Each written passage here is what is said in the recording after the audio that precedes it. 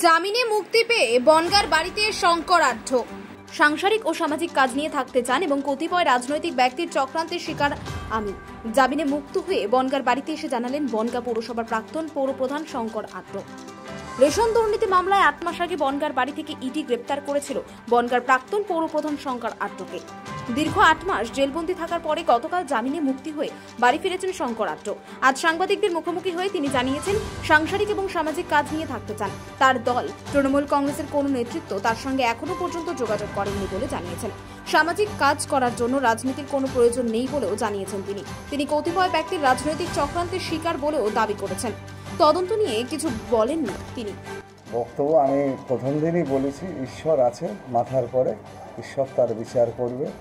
তাই ঈশ্বর চেয়েছে এবং দীর্ঘ 8 মাস বাদে এই আমার মাতৃভূমিতে আবার এসে মানুষের সঙ্গে মিলিত হয়ে এবং তোমাদের সঙ্গে মিলিত হয়ে আমি ঈশ্বরকে ধন্যবাদ জানাই। আর সেই সঙ্গে একটা কথাই বলবো, আমাদের ভারতীয় বিচার ব্যবস্থা পরে আস্থা রেখেছিলাম এবং ন্যায় বিচার করেছেন, এর জন্য মহামান্য আদালতকে ধন্যবাদ জানাই।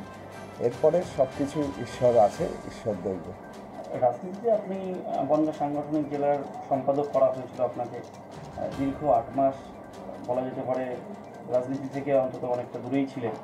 সেক্ষেত্রে রাজনীতিতে আবার নতুন করে কি ভূমিকা? আপনি তো সম্পাদকই আছেন, এখন একটু পারিবারিক মানুষ হিসাবে বাঁচতে চাই, ঠিক আছে, বা থাকতে চাই এবং সাধারণ মানুষ হিসাবে। শুধু রাজনীতিবিদ হতে হবে এরকম কোনো মানে নেই।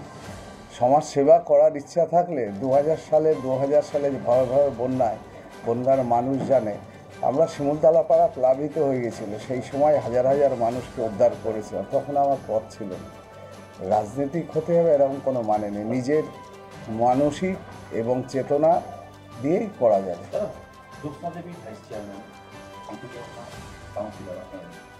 আপনি দীর্ঘদিন চেয়ারম্যান ছিলেন, আবার কামব্যাক করলেন রাজনীতির মধ্যে, আবার নতুন করে একটা প্রবেশ আপনি না করলে তো মানুষ আপনাকে দিয়ে যাবে। বললাম না যে রাজনীতিভাবেই মানুষের মধ্যে নিয়ে গেলে মানুষের সঙ্গে থাকবো তো, কিন্তু রাজনীতি হয়েই থাকতে হবে এরকম কোনো মানে নেই তো। সাধারণ মানুষ এবং সুখ দুঃখে মানুষের পাশে পৌঁছালেও একটা সাধারণ মানুষ সে হতে পারে। দলের সঙ্গে কোনো কথা হয়? না, কোনো রাজনৈতিক দলের সঙ্গে আমার সঙ্গে কোনো কারোর কথা হয় না। দলের নেতারা ফোন করা এখনো পর্যন্ত সেরকম হয়নি। আপনার তৃণমূল অনুগামী যারা আছে তারা কিন্তু গতকাল থেকে বিজয় উৎসব করছে, বাজি পড়াচ্ছে এবং রাত 3টে পর্যন্ত বনগাঁর উন্নয়নের কাণ্ডারি আবার নতুন করে দুয়ার আসবে এমনটাই বলছিলেন তারা। এখন কোনো রাজনৈতিক দলের অনুগামী বলে কিছু নাই। বনগাঁয় যখন ছিলাম 2010 সালে আমার সহধর্মিণী জ্যোৎস্না আঢ্য চেয়ারপারসন ছিল, মাত্র 6 জনা কাউন্সিলর ছিল টিএমসি। সেই সময় ভোট গড়ে এবং তারপরে আমি ছিলাম।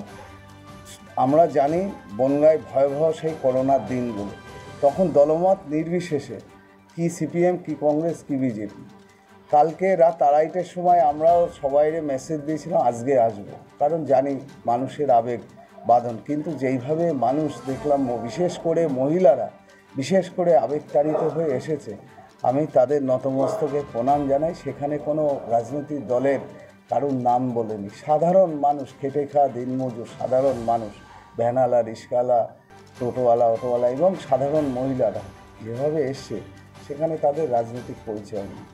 এই ভালোবাসা, এই আবেগ এবং এই আশীর্বাদ নিয়ে বেঁচে থাকে। সংসারী শঙ্করাঢ্যকেই দেখা যাবে। সংসারী শঙ্করাঢ্য শুধু সংসারে না, সমাজের জন্যও তো দায়বদ্ধতা আছে। সামাজিক কাজকর্ম থেকেও তো বিচ্যুত হওয়া যাবে না। হ্যাঁ, অভিমান নাই কোনো, কিসের অভিমান? আর যা ওই সব মানে কপালে ছিল তাই হয়েছে। দীর্ঘ 8 মাসে ইডির ভূমিকায় কিছুটা হলেও তাৎক্ষণিকভাবে আপনার সম্মানের একটা হানি হওয়ার জায়গায় এসেছিল। সেই জায়গায় গতকাল রাত্রে যখন আপনি বাড়ি ফেরেন, তখন বনগাঁর মানুষ যে আপনাকে মনের ভিতরেই রেখেছে তার একটা প্রমাণ উদাহরণ দেখিয়ে দিয়েছে। কি বলবেন এই 8 মাসের ইডির ভূমিকা নিয়ে? দেখুন, তদন্তকারী সংস্থা নিয়ে আমার কিছু বলার অভিপ্রায় নেই, সেটা তদন্তাধীন আছে। আর দ্বিতীয় কথা বলবো, কিছু কতিপয় রাজনীতি ব্যক্তিত্ব যে ষড়যন্ত্র করেছে, আমি ঈশ্বরের কাছেই সেটা প্রার্থনা করবো ঈশ্বরই তার সঠিক বিচার করে। আপনি কি রাজনৈতিক ষড়যন্ত্রের শিকার? এটা আর বলার অভিপ্রায় থাকে?